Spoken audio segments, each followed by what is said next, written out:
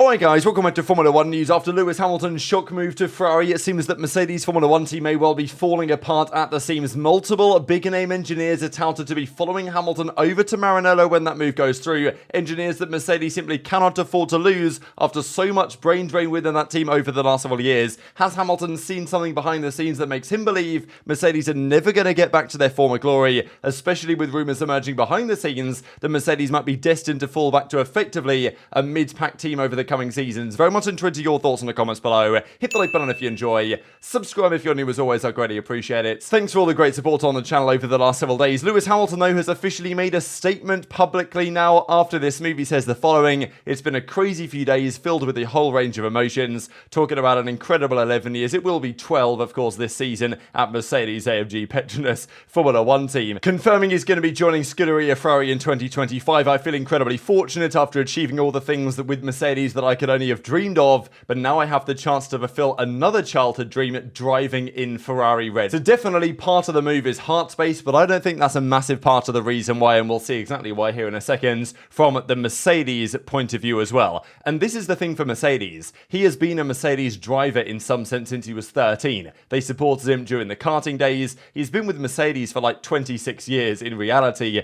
Of course, when he was driving for McLaren, those are Mercedes engines. This is the first time he won't be driving a Mercedes engine car, talking about everything that he dedicates his time at the team to, and a really nice message for sure from Hamilton, talking about the boards, everyone at the company in Germany over the last 26 years. But the time is right to make a change and take on a new challenge. I still remember the feeling of taking a leap of faith into the unknown when I first joined Mercedes in 2013. I know some people, many people to be fair, didn't understand it at the time, but I was right to make the move then, and it's the feeling that I have again now. This is probably the biggest bombshell in this whole thing, really, that Hamilton confirms that it's not just a heart thing. It's mainly, or at least in large parts, because he has the same feeling based on conversations he's had with Ferrari that Mercedes gave him way back in 2012 when he decided to join those guys for the 2013 season. He feels the same thing about Ferrari, that from a competitive perspective, they are the place to be over the coming years. I'm excited to see what I can bring to this new opportunity and what we can do together. Thinking about 2024 though, for now, focus on winning again with Mercedes, and it's quite probable Mercedes have a very good car this year.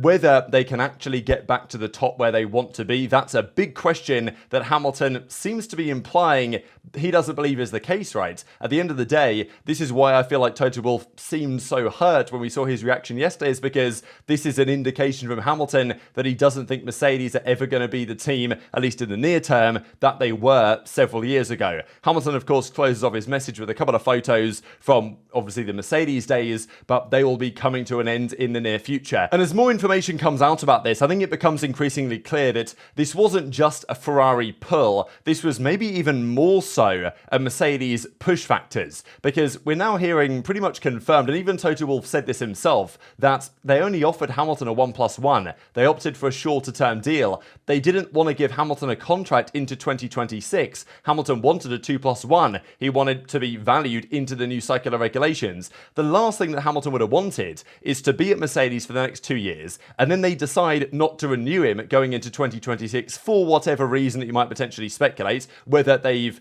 done an Alpine Alonso where they think you're basically a seat warmer for their next guy, maybe they think, you know what, Russell's next up, it's time for Hamilton to move on type thing. Whatever the circumstances are as to why they didn't grant Hamilton some sort of ambassadorial role, apparently the board, and also denying him a 3-year contract that he wanted, these reasons have led him to join Ferrari in effect, because they'll give him what he wants. And if you're Hamilton or really any driver, and you're trying to target a victory in 2026 or a championship in 2026, you don't want to be dropped, not necessarily dropped, but, not renewed 1 year before, and now you've got to find a team last minute. Now, sure, Hamilton theoretically might have joined Ferrari anyway in 2026, but then you don't have the 1 year lead time. You don't have the announcement that you're joining the team early. You can work with the team on that project, design the car in the way that you want to, get to learn the team.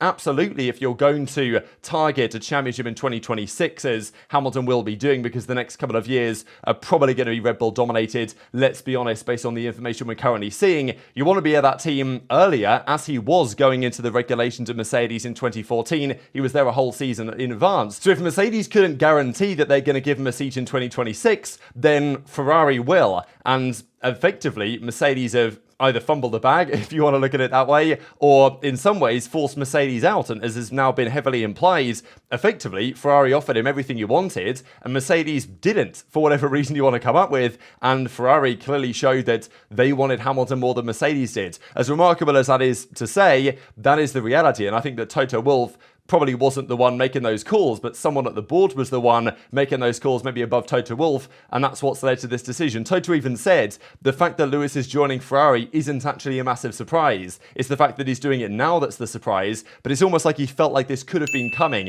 It's just the timing is, it's not great for Mercedes, because the two potential big candidates they would have had lined up to replace him, Leclerc and Norris, have just recently signed long-term deals. And there's an argument that I would make, potentially, that given the amount of brain drain that Ferrari are, getting from Mercedes and Mercedes are experiencing, there's a good argument here that they really need something to revitalise their team, like a big-name driver to join Mercedes to actually prove they are a serious contender. Because Hamilton doesn't necessarily seem to think that they are, at least for the near future, and there's lots of information implying that he might well be right to believe such a thing. So Hamilton's Ferrari deal is a 2+1, probably on his terms, so he at least gets to guarantee a 2026 seat. And, it's just such a good arrangement for Ferrari and Hamilton. I think it's a win-win really for both parties. Hamilton, I think, benefits in large part. I don't think this is even really a gamble for Hamilton, because I don't see Ferrari being less competitive, at least in terms of percentage chances in 2026 than Mercedes are. It's believed that Ferrari and Mercedes are the two teams furthest ahead on their engine project for 2026, and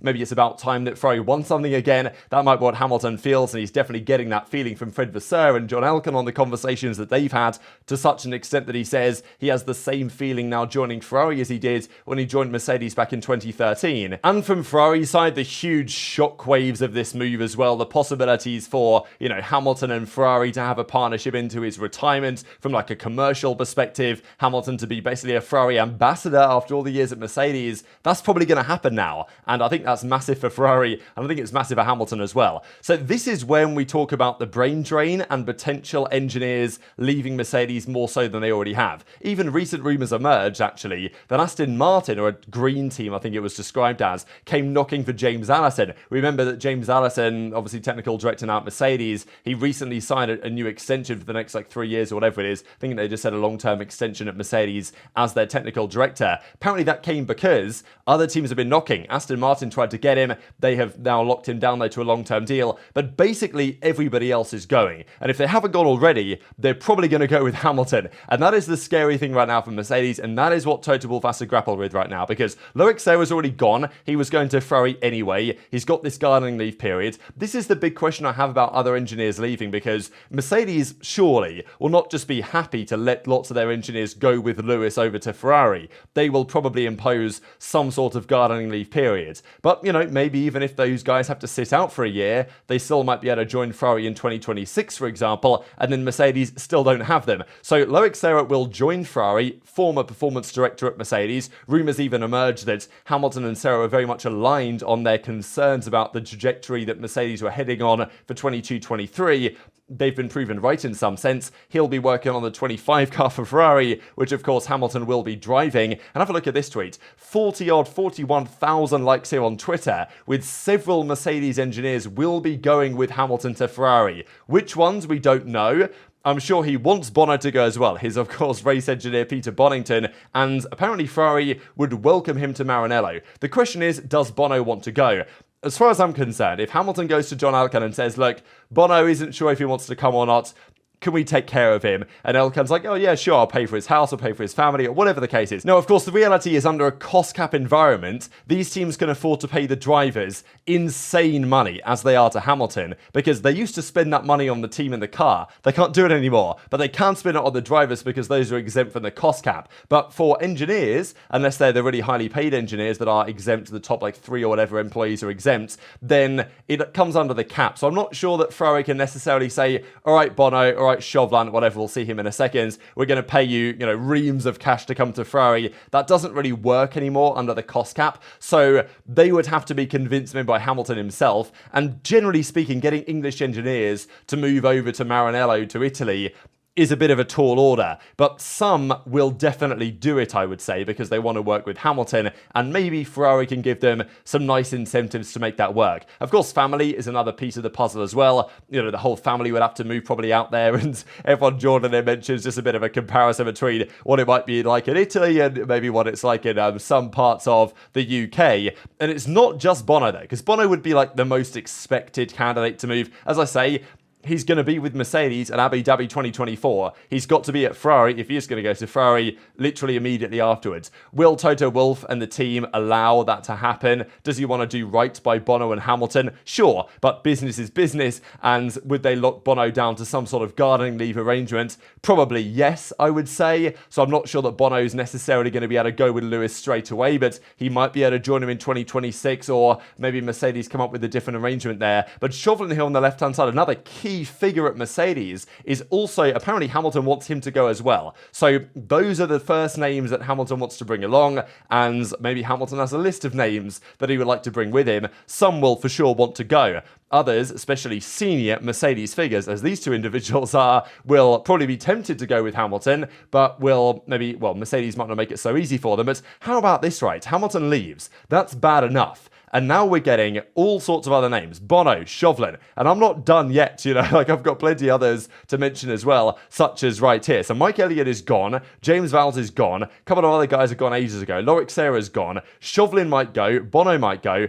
These are the other names as well. Of course, Hamilton himself is a pretty big draw. You've got, I think it's Riccardo Mosconi, who is George Russell's race engineer. And then it might be Michael Sansoni. I'm not too familiar with these guys, but I think he might be a simulation engineer. So another pretty senior guy. In addition to the fact that in 2022, they lost loads of staff from their high-performance powertrains engine department to Red Bull powertrains. So, you know, basically only James Allison and Toto Wolff are left from the team that they had. And it was kind of the same thing at Ferrari, right? When the Schumacher days, they had the dream team broke apart, and it looks like it's happening at Mercedes, right? Some of these guys have left over the last couple of years, and maybe Hamilton's feeling was it's not getting any better. They're not bringing in big names, you know. Other teams have been hiring top engineers, and Mercedes, sure, they brought back Allison, but apart from that, was their trajectory correct? Fred Vasseur's been hiring lots of people from Red Bull and elsewhere, of course Loic Serra being one of them from Mercedes. So added to the loss of talent, it seems, within the organisation, there's also these big rumours emerging today as to what's been happening behind the scenes to cause this maybe inevitable Mercedes decline.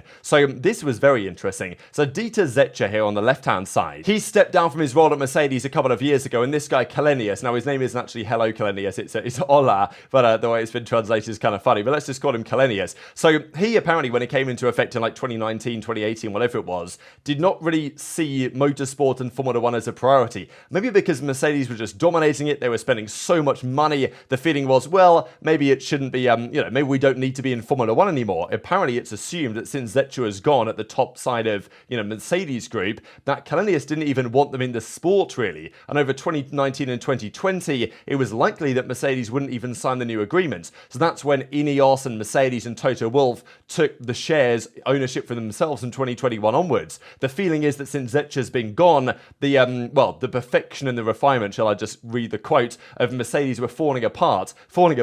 Therefore, contract negotiations also became time-consuming and problematic. The perfect group fell apart after 2020, piece by piece. And maybe this is what Hamilton has either seen or he's felt. The fact that Mercedes only willing to offer him a 1+1 year deal. The fact that lots of Mercedes people have been departing from the organisation over the last couple of years, and there doesn't really seem to be a massive push from Mercedes at the top level to turn that ship around. And now that Hamilton's gone, it feels in some respects like the final nail in the coffin for Mercedes. Difficult to say whether Ferrari pulled in more than Mercedes pushed it, but I would imagine that Hamilton feels somewhat let down by the way that things have gone at Mercedes, especially with regard to himself and all he's done for the team. And sure, publicly he's going to say, of course he will, he's still going to race for the team, that he loves the team and everyone involved in it and all this type of stuff, but I wouldn't be surprised if he's thinking, damn, I can't really believe that they did me like that. And, it's now Ferrari for the future for Hamilton. And as we can see here, that actually Formula Uno go on to describe in a Twitch stream that they did, that, Hamilton will for sure not arrive alone at Ferrari. His arrival will lead to a number of engineers from the competition at Ferrari, not only from Mercedes, but also from other teams.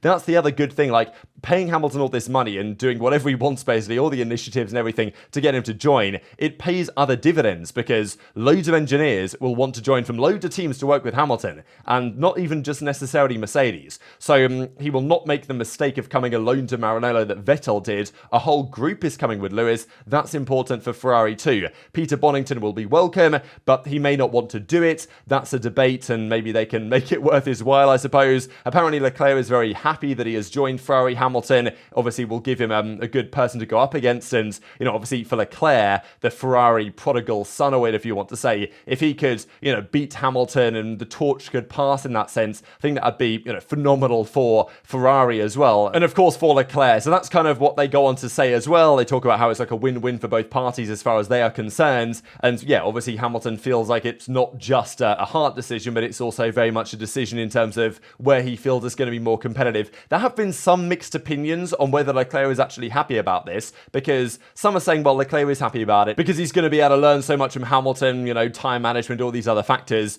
but apparently his entourage aren't so happy because, well, his reputation might be tarnished. The Monegasque and his clan were disappointed and shocked by the decision, which at the time of the extension a week ago, they did not know was going to happen. So mixed reporting on this, because some are saying that he knew, some are saying that he didn't know, but regardless, it's happening now. The only other thing to mention ready for you guys before we close out the video is on Alex Albon, because as I say, if Mercedes want to come back from this and they don't want to descend into being basically an Alpine, because I think it's actually not impossible that Mercedes become that team over the next several years. They've lost so many individuals. Hamilton's now going as well. It doesn't feel like they have the backing from the top ends to really build up the team they need to have. They might need Mercedes to sign somebody like Alonso just to ignite a bit more fire within the team again, because it seems like it's going to be lost when Hamilton departs, and I'm not sure Russell's really the man to rally around in the same way that, of course, Lewis Hamilton has been. Now, one man they might look at, though, is Alex Albon, of course. He's been heavily linked to the seat. There was a rumour, though, from Peter Windsor yesterday, who, let's not forget, has excellent connections at Williams, who said, as I understand it, Albon has been offered a 3-year contract with Red Bull to start in 2025. So you're going to see Max in the Red Bull alongside Albon again. I can't imagine that he's going to say no. That's 90% guaranteed it's going to happen. Now, take this with a grain of salt, especially because this may be a bit of a play by Alex Albon's team. That's what Planet F1 journalist Tom Maher actually says, that Red Bull are not making a play apparently, contrary to rumours swirling, but apparently it could be the fact that Albon's camp are trying to get this news out there to try and gain the attention of Mercedes, so they might sign him instead. I guess we'll see on that one. I actually think that for Albon, going to Mercedes is a better bet maybe than Red Bull, just because, I don't know, whatever Helmut Marko might say to Albon, if you go to Red Bull, I think you know what you're getting yourself in for. And Albon's experienced that before, even though he wasn't the driver then that he is today. You're still going into the lion's den, and I don't really think it's going to end particularly well. If you join Mercedes, though, there is potential upside, but maybe Albon sees it the same way that Hamilton seems to see it, that Mercedes are moving in one direction, and it's not a positive direction. This year's car might be good, but in terms of the long-term trajectory of the team, Hamilton seems to feel that Mercedes are on the downtrends and Ferrari are on the uptrends. And I wouldn't necessarily say that he's wrong. Helmut Marko also mentions here that Daniel Ricciardo is definitely not an option for Mercedes. Not like everybody was going to be, but he says that, yeah, they have a long-term deal with Ricciardo. He's not going anywhere. And also that kind of makes me think that would Albon actually get the offer from Red Bull? Because it would just be kind of strange, wouldn't it? They've kind of lined up Ricciardo probably to take Perez's seat, and now they're just going to get Albon in. So, like, what do you do with Danny Rick, right? I mean, you've got Liam Lawson as well, waiting on the sidelines as well at Visa Cash App RB. But that is where we're going to leave it for today. Massively intrigued to your thoughts on all this stuff in the comment section below. Hit the like button if you enjoyed. Subscribe if you're new. Take care, and I'll see you next time.